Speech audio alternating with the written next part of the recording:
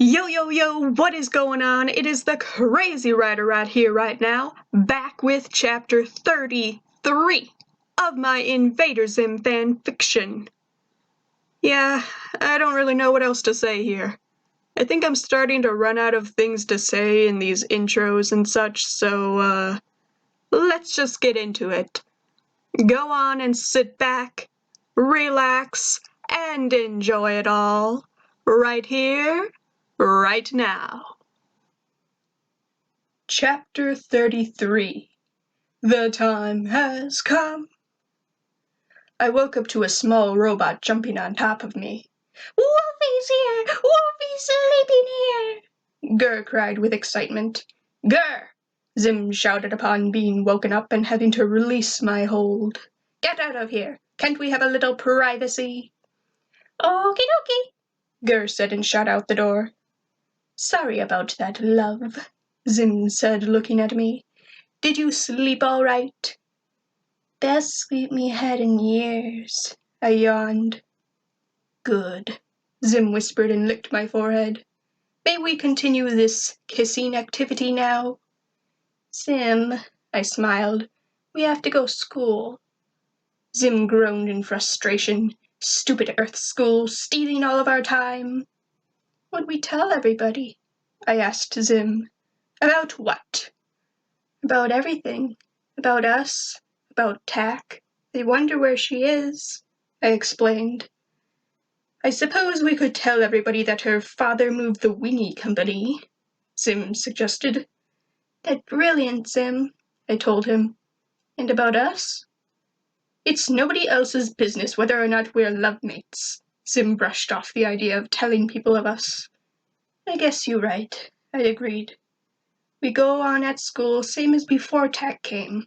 Excellent, Zim just about punched the air. I'm glad I thought of that. But never mind. I rolled my eyes and dropped it. I think I at least tell Dib. He's still my friend after all. Stupid Dib stink.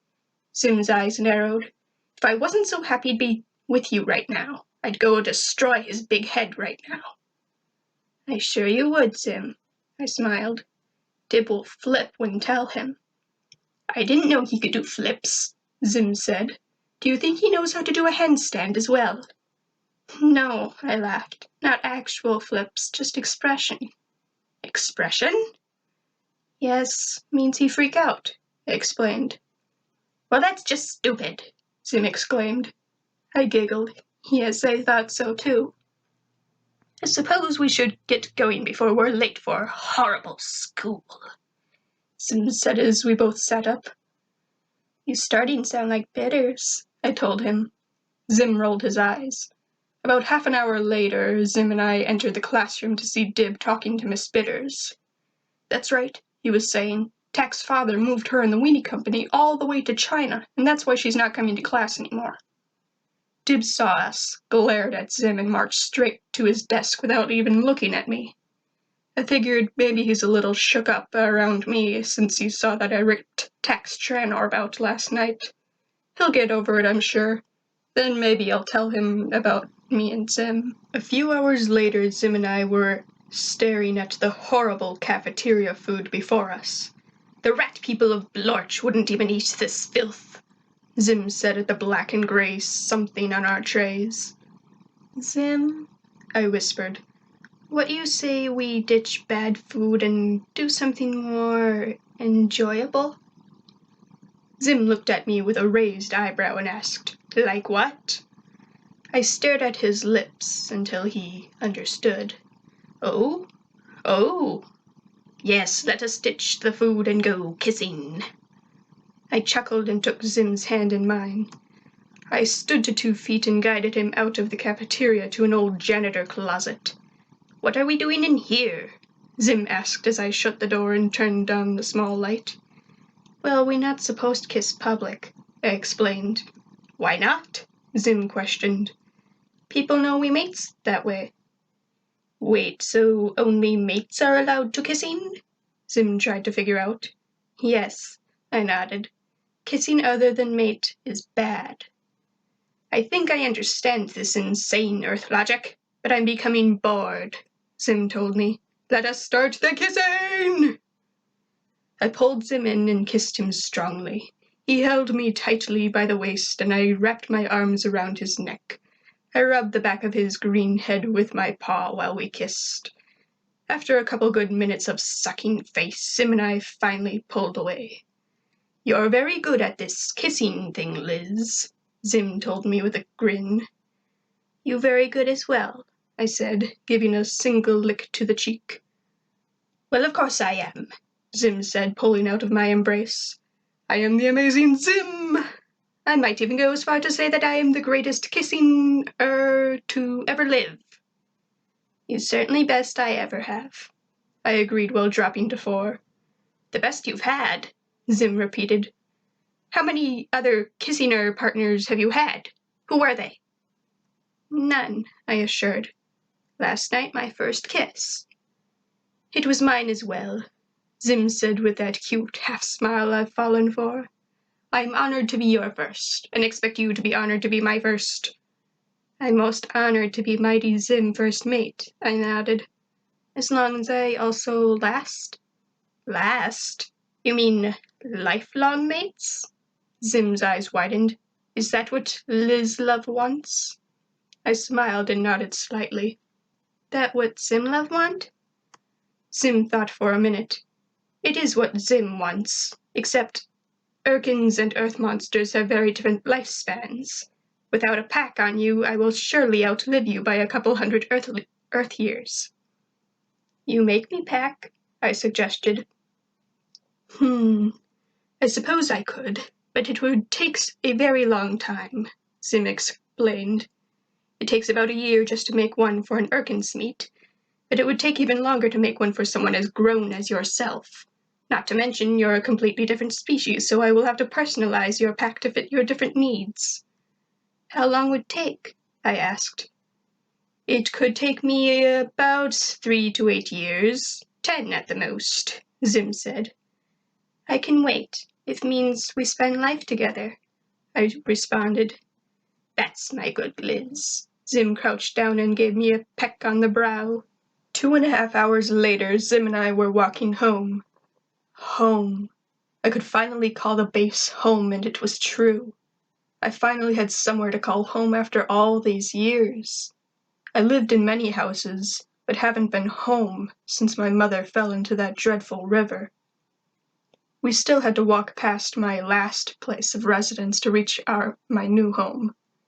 Zim stopped in front of the house and stared up at it with a cocked brow. I had continued walking until I realized he stopped. I looked back at my mate. Zim, I called out to him. What you doing? Those vile earth beasts made a terrible mistake when they decided to disown you, Zim said while still staring at the house. They must pay. Zim marched up to the door and knocked aggressively. I stared on from the sidewalk as Robert opened the door. What do you want, kid? He asked with annoyance. Zim took out his pack legs and used them to rise above Robert's height. Zim pulled his hand back and then punched my former foster father square in the nose.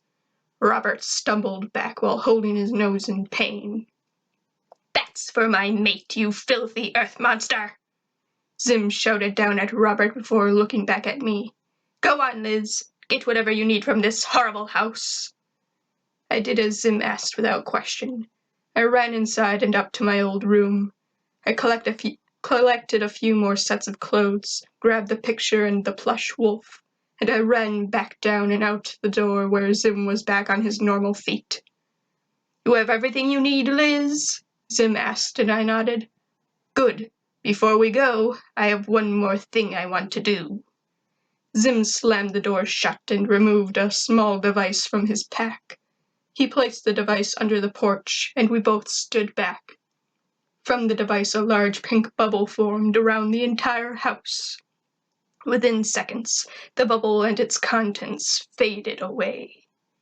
Zim wiped his hands proudly and started back to the base. We entered the base, and I set everything on the floor. Where you send them? I asked Zim. Oh, just to Mupin 10, the imprisonment imprisonment planet, where they'll be imprisoned for the rest of their lives, Zim explained nonchalantly. Nice, I nodded. I go put things in room. Excellent, Zim said. I will go begin working on your pack. Zim and I went our separate ways. Down in the bedroom, I unloaded the small bag of clothes I had quickly packed. I decided I didn't like wearing the t-shirt to bed, so I will be switching to a tank top and the moon-patterned bottoms I usually only wear when it's too cold to be naked. There seemed to be a small closet that I couldn't really figure out why it was there since Zim only has the one outfit, but I used it to store my own clothing. For the plush wolf, I set it on my side of the bed. It was so sweet of him to get this for me. I looked at the broken picture and compared it to the unbroken one by our bed. The frames were similar since Gur and I picked out both of them. In the broken picture, the glass was cracked with a few pieces missing. I went up to the Voot cruiser and taped the picture without the frame on the inside of the windshield. Now he'll see us together whenever he travels. I went back down to the house and decided to go visit Dib. I wanted to let Zim know where I was going but not disturb his work too much, so I called him from the watch. Zim, love, I said. I going out for walk, I be back later. That's fine, Liz, he responded. But before you go, come down here and give your mate a kissing. I smiled and went down to the lab where Zim and I exchanged a kiss before I left. I then trotted on to Dib's house and started howling until Gaz opened the door. I came inside and asked where Dib was. He's in the kitchen, but he's been acting really stupid all day, Gaz told me. I went into the kitchen to see Dib doing his homework at the table. He looked up at me and looked a bit irritated. Oh, hi, Liz, he said before redirecting his attention to his work. I not see you all day, Dib. I took a seat on the chair beside him. You okay? I'm fine, he said without looking up. You can tell me anything, Dib, I assured. What's going on? I said I'm fine, Liz, he snapped at me. I sat in silence for a moment. You know, I finally said, my fosters kicked me out of house. Dib looked a bit concerned and surprised for a moment. They did? Wait. He realized, and then his tone shifted back to the irritated one. You're probably moving in with Zim, aren't you? How you know? I asked. Lucky guess, he said flatly. This may have been against my better judgment to tell him now, but he had the right to know.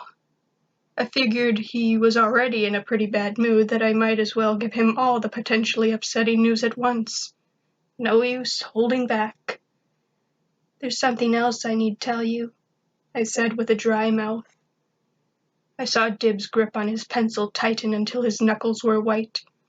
He closed his eyes, waiting for me to go on. I gulped and braced for impact. Zim and I, we become mates. After I told him, the pencil in Dib's hand snapped in two. I gripped the table, waiting for him to erupt like a volcano. I waited for him to shoot up from the table, screaming, "What?" I waited for him to start arguing against my decision and how Zim is such an evil alien that can't be trusted. I waited for him to act all overprotective like he usually does. I waited, but that never came. Instead, the pencil snapped, and Dib pushed himself out from the table and stormed off without a word. I heard his footsteps ascend the stairs and then his bedroom door slam like thunder. I was left at the table feeling guilty and confused. I expected an argument, a lecture, anything but silence.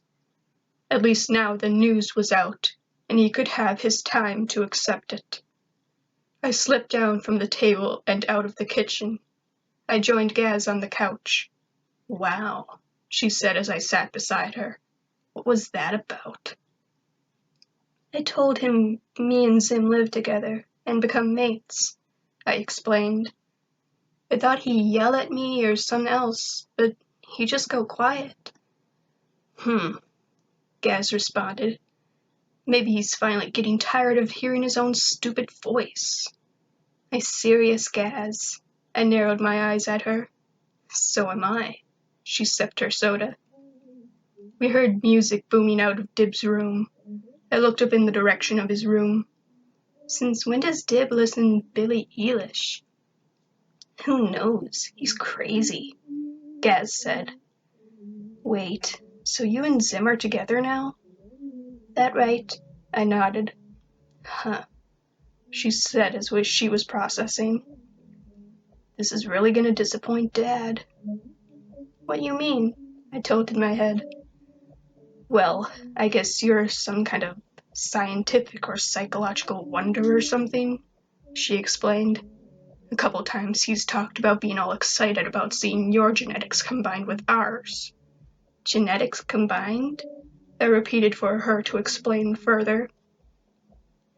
Basically, our family is all gifted intellectually or whatever, and you're more gifted in the physical senses, she went on.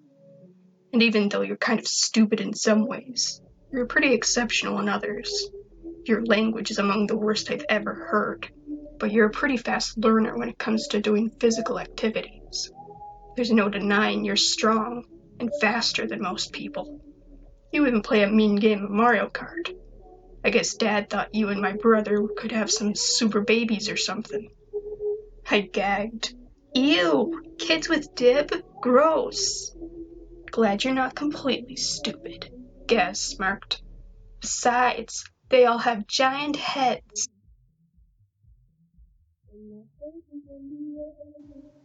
Wait, so Dib listens to... Yeah, I can't believe it either. And who knew Liz could play video games? Oh yes, and Mu 10. That is the only thing from Enter the Florpus that I added to this story.